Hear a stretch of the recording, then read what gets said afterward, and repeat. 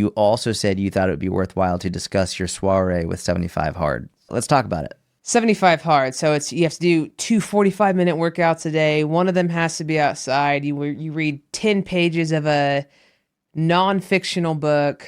I think there is a part, I didn't do this part, but I think it's like cold shower, 5 or 10 minutes, but pretty much the basis is the 2 workouts, 45 minutes a day, no cheat meals the entire time. No cheat meals. You have to hit your calories and macros on point. Every single day. If you miss them, you have to start over. Yeah. If you miss one day, whether you're sick or it doesn't matter, you have to start back on day 1. So you could be on day 64, get the flu, and you got to start back on day 1. So it's pretty restrictive. Pretty restrictive, pretty unrealistic expectations. But I think it was like I was being, looking back now, like I was being so lazy those last couple months that I was like, I wanted to kick myself into high gear. And I was like, yeah, I can do this. Like I know how to work out. I know how to eat right.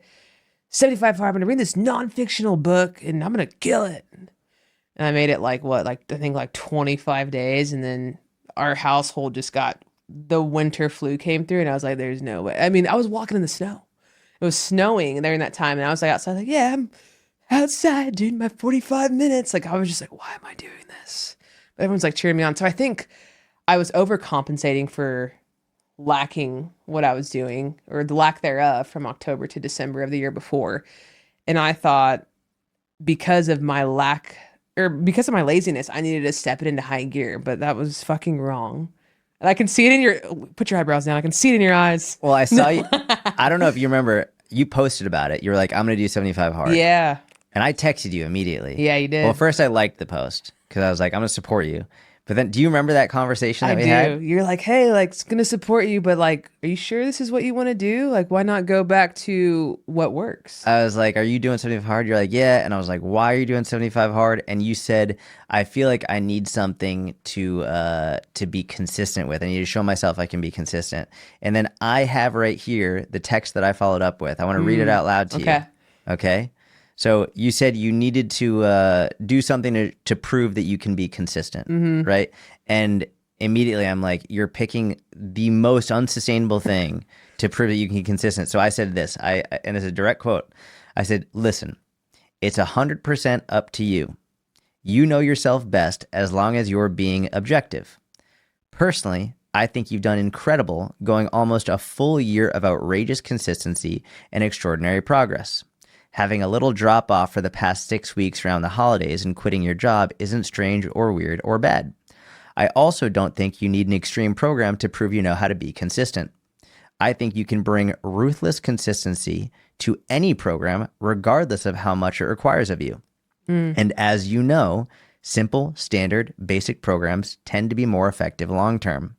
I'll never tell you what you can or can't do, but I will say, when I saw you were gearing up for 75 hard, I immediately recognized the pattern that many fall into, thinking they all of a sudden need to do the most extreme program in the world to prove to themselves they can do it, when in reality, that doesn't actually prove anything. And in the moment, like I remember thinking like, no, like that's not why I'm doing it. Like I'm just trying something different, you know? And then like now, just in a complete better headspace with everything. Gym's flowing, the consistency's flowing how it should. We're in a deficit, all these things. I'm like, yeah, I just was trying to overcompensate and think I needed to do something completely different. And that's why like a lot of times, like in any post that I do post, I'm like, keep going, because I can't stress that enough. Like people are just so quick, whether it is because of weight loss or because, you know, hey, your kids kept you up all night, whatever the reason is, like we all have a reason we can find to stop so easily. It is harder for people to give the excuse to keep going, though, is what I find. So, you know, if I do say so myself, I think the most genius part about that text message to you was discussing how you can be ruthlessly consistent with even the most basic program. You don't need an intense program to be ruthlessly consistent. And I think if we're looking at the vast majority of people, instead of trying to do the program that's going to make you work out twice a day, one of which is outside, regardless of the weather, being perfect with your nutrition, not having any quote unquote bad foods, all this stuff, how about you be ruthlessly consistent with your steps every day? You be ruthlessly consistent with hitting your protein, hitting your fiber, ruthlessly consistent with weighing yourself every morning. How about let's just start with that? Just those few things. Let's just be ruthlessly consistent with the most basic and the most impactful. And I feel like if someone can do that for a year, dear Lord, that is going to completely change your life. Whereas the programs that are the most intense usually have a day time frame, whether it's a 75-day challenge or a 30-day challenge or a 60-day challenge or a 7-day challenge.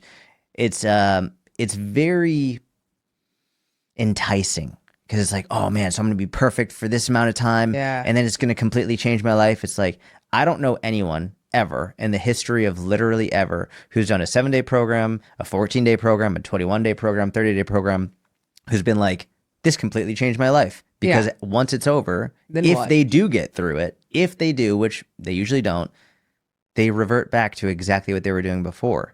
And I'm not going to say there's zero value in those programs, because I think there can be some value, but I think people overestimate the value of proving to themselves that they are tough enough to do something for a short period of time.